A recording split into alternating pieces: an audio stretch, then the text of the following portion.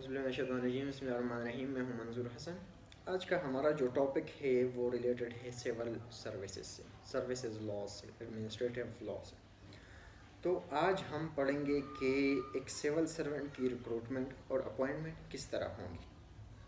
تو ان کے terms and conditions ہمارے پاس کیا ہوں گے اور ٹینیور کیا ہوگا۔ تو ٹرم اینڈ کنڈیشنز جو ہے وہ ہمارے ساتھ لاز جو ہے وہ پارلیمنٹ اور اسی طرح پروونشل اسمبلیز وہ لاز اور رولز ان کے لیے بنائیں گی اور اسی طرح ان کے ٹرمز اینڈ کنڈیشن ڈیفائن کریں گے۔ ٹینیور جو ہے ایک پبلک سرونٹ کا وہ as per the desire of president, اور اسی طرح پروونسز میں جو ہے وہ as per the desire of the governor ہوں گے۔ جتنے بھی وقت کے لیے وہ چاہے تو ایک سول سرونٹ کو اپوائنٹ کر سکتے ہیں اور اسے پھر نکال سکتی ہے، لیکن یہ ریزن بیسڈ ہوگا اور نیچرل جسٹس کو سامنے رکھ کر اس کا ڈیسیجن لیا جائے گا۔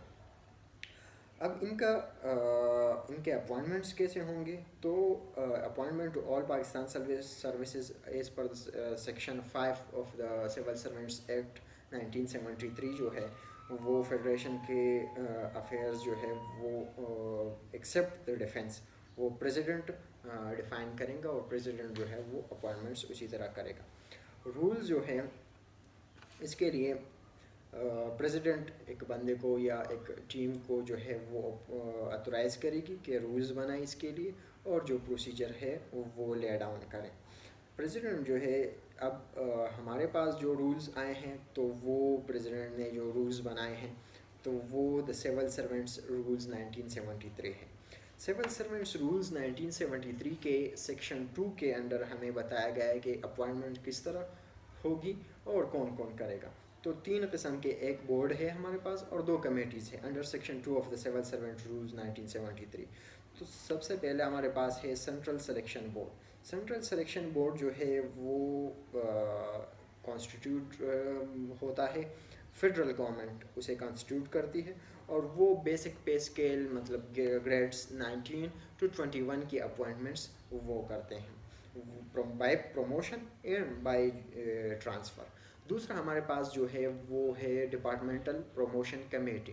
تو ہر ڈپارٹمنٹ میں، ہر ڈویژن میں، ہر منسٹری میں ایک ڈپارٹمنٹل پروموشن کمیٹی ہوتی ہے جس کے زیادہ سے زیادہ 3 ممبرز ہوتے، جس کے کم سے کم 3 ممبرز ہوتے اور ایک اس میں جو ہے وہ چیئرمین ہوتا ہے اس کا، اور ان کا کام یہ ہوتا ہے کہ یہ ڈپارٹمنٹ میں جو ہے وہ بائی پروموشن اور ٹرانسفر اپوائنٹمنٹس کرتے ہیں۔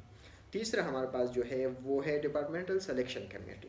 تو ڈپارٹمنٹل سلیکشن کمیٹی جو ہے وہ بھی ہر ڈپارٹمنٹ میں، ہر ڈویژن میں اور ہر منسٹری میں ایک ہوتی ہے اور اس کے بھی منیمم 3 ممبرز ہوتے ہیں اور ایک ان کا چیئرمین ہوتا ہے، اور یہ جو ہے ہر ڈپارٹمنٹ میں اپوائنٹمنٹس کرتی ہے from grade 1 to 15 on the basis of جو ہے انیشیل اپوائنٹمنٹ۔ تو یہ 3 ہمارے پاس ہے۔ سب سے پہلا ڈپارٹمنٹل سلیکشن کمیٹی جو گریڈ 1 to 15 انیشیل اپوائنٹمنٹس کرتی ہے۔ دوسرا ڈپارٹمنٹل پروموشن کمیٹی جو 18 اینڈ ابو کی by promotion and transfer appointment کرتی ہے، اور تیسرا سلیکشن بورڈ ہے جو اپوائنٹمنٹ بائی ٹرانسفر اور پروموشن گریڈ 19 اور 21 کی کرتی ہے۔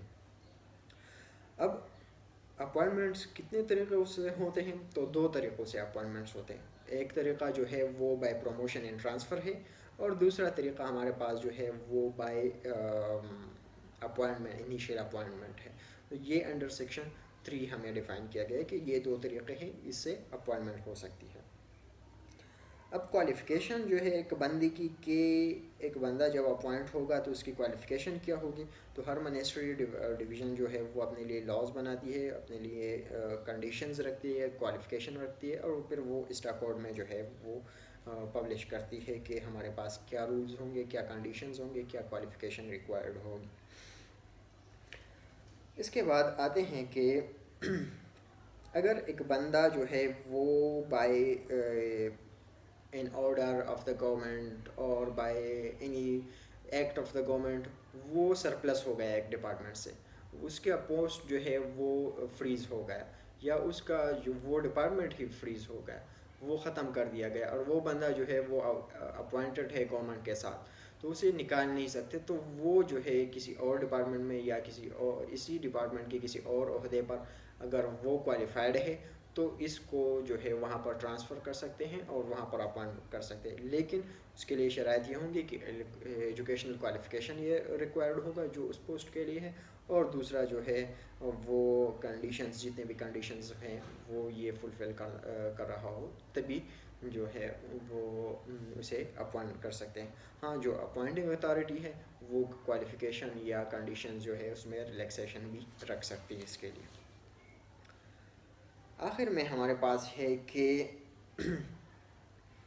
ایک ڈپارٹمنٹ اگر ایک اپوائنٹنگ اتھارٹی جو ہے اگر وہ کسی ڈپارٹمنٹ کی ریکمنڈیشنز کو ایکسیپٹ نہیں کرتا تو پھر وہ اس کے لیے ریزن لکھے گا، ریزن ریکارڈ کرے گا کہ کیوں اس نے یہ پروموشنز، یہ ریکمنڈیشنز جو ہے یہ ایکسیپٹ نہیں کیے، اور جو ہے وہ ہائر اتھارٹی کو پرسنٹ کرے گا کہ میرے یہ اس پہ کنسرنز ہیں اور اس لیے میں اسے ایکسیپٹ نہیں کر رہا۔ تو یہ تھے ہمارے ساتھ اپوائنٹمنٹ کے بارے میں کہ ایک بندہ کیسے اپوائنٹ ہوگا، اس کی کوالیفیکیشنز کیا ہوں گی، اور کس طرح جو ہے کون کون سی اتھارٹیز ہے وہ کس کس کو اپوائنٹ کریں گے۔ تو آج کے لیے اتنا ہی کافی ہے، دعاؤں میں یاد رکھیے۔ اللہ حافظ۔